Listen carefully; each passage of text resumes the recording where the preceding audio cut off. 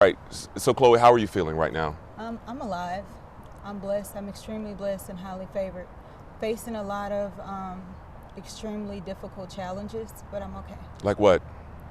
I can't really care for myself right now. My arm is broken. My foot is broken in 3 places. My nose is broken, and I have to have full-time care. But you're alive. But I'm alive. I'm alive. You look at that video. Let me say this again. I think most people who looked at this video saw that plane take a nosedive and wonder how in the world did you all survive? I look at the video and I ask myself the same thing.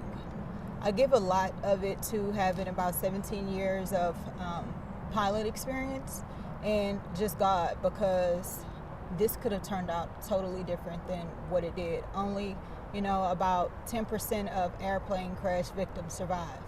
So to be in that 10% is saying something. Tell me what happened that night. You and your friend or your co-pilot. What was going on? We were just on a routine flight, time building flight. We left Destin, headed to Atlanta, and we lost the engine. When we lost the engine, we were about 4,500 feet in the air, and we just had to be quick on our feet. She was flying, I was safety pilot, so when we lost the engine, we only had about 3 minutes to figure out what were we gonna do. It was pitch black, and all we could see was black. I tried to restart the engine as many times as I could. We talked to air traffic control. They told us there was an airport about 7 miles away from us. We tried to turn to that airport. We knew we were not gonna make it. It was too far, being at 4,500 feet. And we asked them, could they help us? And they responded, can you put the plane down on a road or in a field? And we didn't see any roads, we didn't see any fields, but we saw neighborhoods. We saw the neighborhoods that were well lit, but it was trees in the way that we would come down to land, so that wasn't a good decision. When we made the decision to take off at night, it's dangerous flying at night, So when we made that decision and when we lost our engine, we knew that it was a big chance that we were not gonna make it alive. So we sacrificed our lives and decided to leave the residential neighborhoods that we saw, and we crash landed on top of the trees and allowed the branches to bring us down. So the branches perhaps kept you alive? The branches kept us alive. The branches kept us alive.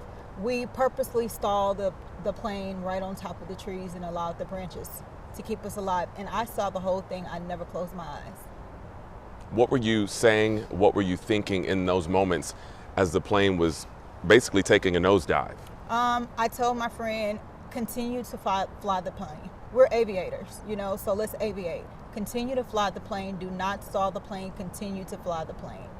And I remember her saying, this is it, friend, this is it, this is it. And I'm like, I don't want to die. Continue to fly the plane and don't close your eyes.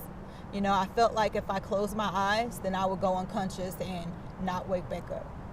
And so you crashed the plane, but there was really no help out there. It was late at night, no one was out there to help you. There was no help. We laid out there for about 3.5 hours before we got help.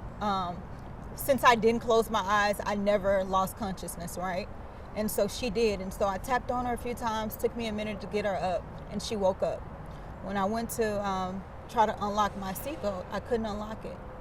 I asked her, could she unlock my seatbelt? She did. We tried to get out of the door, but it was jammed. And a lot of people say, well, why didn't y'all have the door open as you landed? Someone would have been ejected from the plane if we would have had the door open.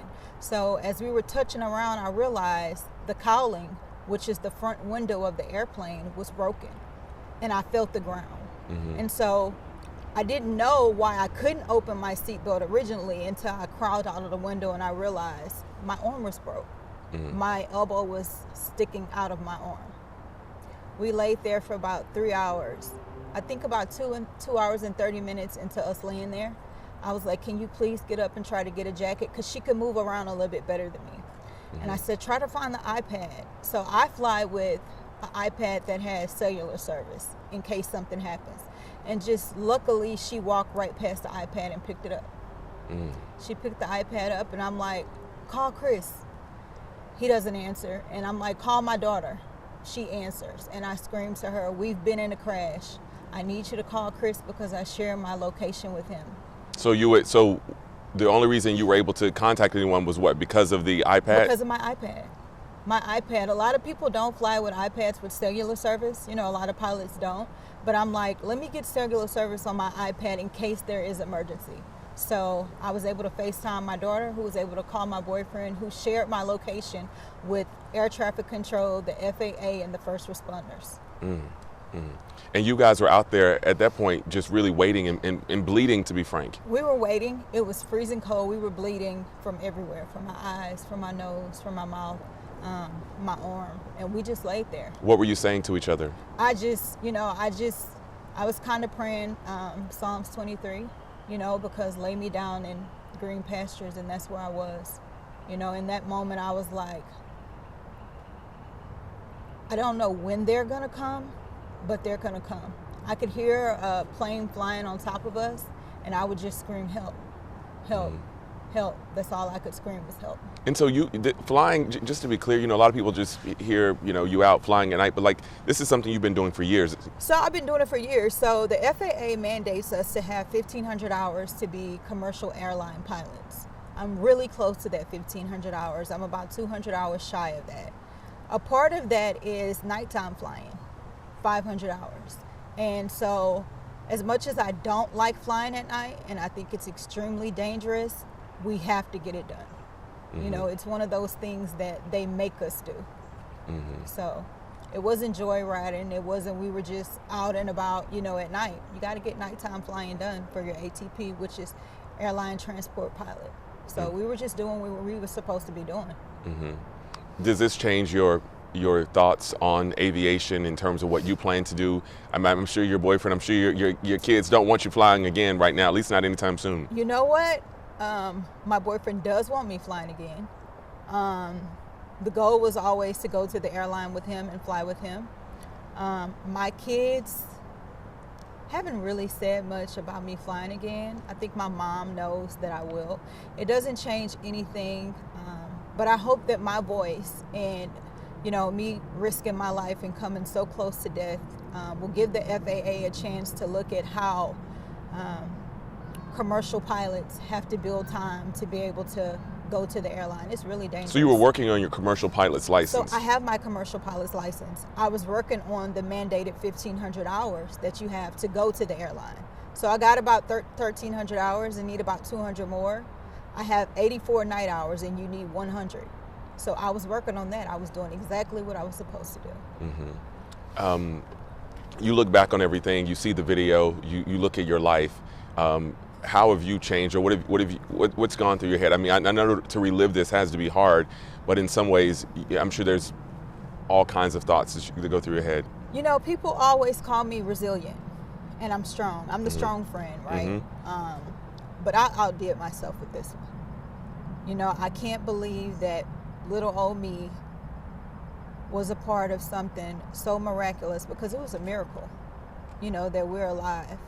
I look at the video and I'm like, oh my God, I'm here. Because you thought at the time when this plane was going down, there was no way y'all were going to survive. Yeah, we had 2 minutes. And so everyone asked, were you screaming? We didn't have time to scream. It was just, let's land this plane the best way that we can and don't endanger anyone else. When we realized that we were losing altitude really, really, really fast, it was like, we're going to die. We knew that. But we just wanted to do it in a place where it wouldn't be an explosion. If I would have landed in one of those neighborhoods, I could have caused danger to, people living in their homes. I could have hit a car and the plane could have exploded. All kind of things could have happened. It's just when I see those pictures and when I look, even sitting out here with the trees, I hadn't been this close to trees in so long. Just sitting here kind of reminds me of laying in that field for 3 hours alone, bleeding. I appreciate you sharing your story. Is there anything else you want to say? I know there was initially, at least initial reports about you all running out of gas, but that wasn't the story. We had 38 gallons of fuel, so we didn't run out of gas. I don't know where that story came from. Our initial mayday call to air traffic control was we lost the engine. You know, we had 38 gallons of fuel when we left Destin, Florida. So, you know, the FAA and the NTSB has to do their job, and they'll do it. And whatever it is, it's going to be public for people to, you know, see what happened. But more than anything, we're alive. What kind of plane was it you all were flying? So I owned the airplane. It was a Piper Cherokee PA-28140, a single engine airplane. Mm-hmm. So it was your plane, and you were, I guess, essentially co-piloting. I was co-piloting, yeah. Mm-hmm. She was PIC of the night, pilot in command, and I was co-piloting, which is a big responsibility also, because when something goes wrong, you as a safety pilot, you have to, you know, move quick, try to figure things out really, really quick. So as she flew the plane, I kind of guided her on what to do, and went over our checklist a million times, tried to restart the plane. We didn't have much time because we were so low. 4,500 feet is not that high. We had about 2 minutes to figure out what we were going to do. And the plan was what, to crash? The plan was to turn the plane into a glider and stall the plane over the trees. Don't stall as we're flying, and a stall is when the air is no longer able to go over the wings and the airplane pitches. And you could do a cartwheel, you know, it could go backwards. You don't want to get into a stall that you can't get out of. So our plan was to kind of glide the airplane and land over the trees once we found the trees. And it happened. It happened. We're really blessed.